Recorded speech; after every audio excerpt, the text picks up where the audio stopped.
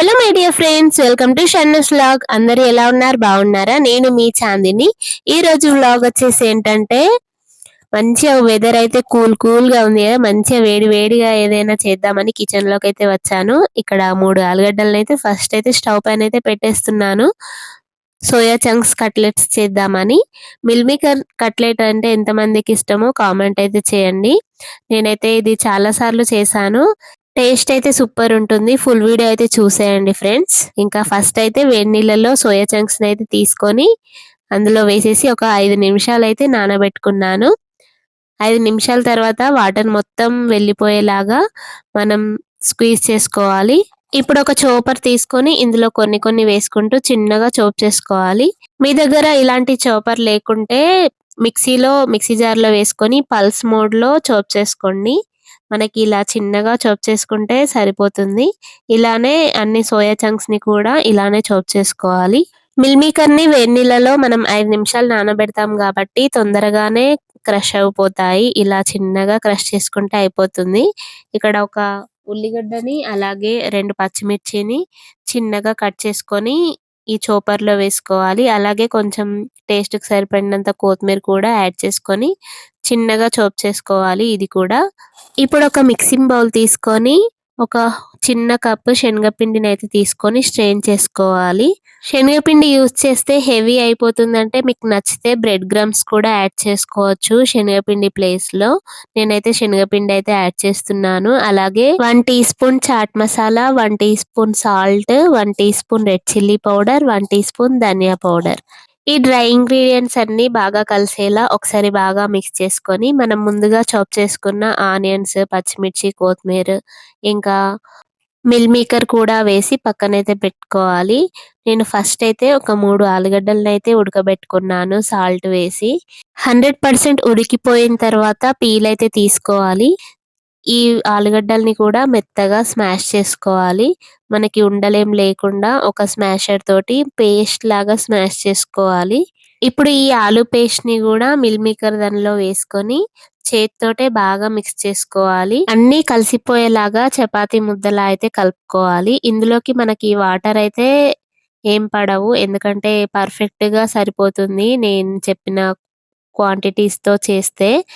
ఇంకా మీకు batter loose గా అనిపిస్తే మీరు కొంచెం శనగపిండి అయితే యాడ్ చేసుకోండి. లేదు సరిపోయింది అనుకుంటే ఓకే. ఇందులో ఇప్పుడే మనం టేస్ట్ కి సరిపడా సాల్ట్ అయితే చూసుకోవాలి. మీకు సాల్ట్ గా తక్కువ అనిపిస్తే కొంచెం యాడ్ చేసుకోండి. నాకు కొంచెం సాల్ట్ అయితే తక్కువగా అనిపించింది. అందుకని కొంచెం సాల్ట్ అయితే యాడ్ చేసుకున్నాను. ఒక హాఫ్ టీ స్పూన్ అలా. ఇంకా మీకు నచ్చిన షేప్ లో కట్లెట్స్ అయితే రెడీ చేసుకోవడమే. నేనైతే హ్యాండ్ కి ఆయిల్ కొంచెం అప్లై చేసుకుంటూ కట్లెట్స్ అయితే రెడీ చేసుకుంటున్నాను. ఫస్ట్ అయితే మనం ఎందులో అయితే కట్లెట్స్ పెడతామో దానికి కూడా కొంచెం ఆయిల్ అయితే అప్లై చేసి తర్వాత మనం అన్నీ ఒకే షేప్ లో అయితే కట్లెట్స్ అయితే రెడీ చేసుకోవాలి. నేనైతే సింపుల్ గా ఇలా రౌండ్ గా వచ్చేలాగా అయితే కట్లెట్స్ అయితే రెడీ చేసుకుంటున్నాను. మీకు నచ్చిన షేప్ లో అయితే కట్లెట్స్ అయితే రెడీ చేసుకోవచ్చు. ఇప్పుడు స్టవ్ పైన అయితే ఒక పాన్ అయితే పెట్టుకొని షాలో ఫ్రై అయితే చేసుకుంటున్నాను. మీకు నచ్చితే డీప్ ఫ్రై కూడా చేసుకోవచ్చు.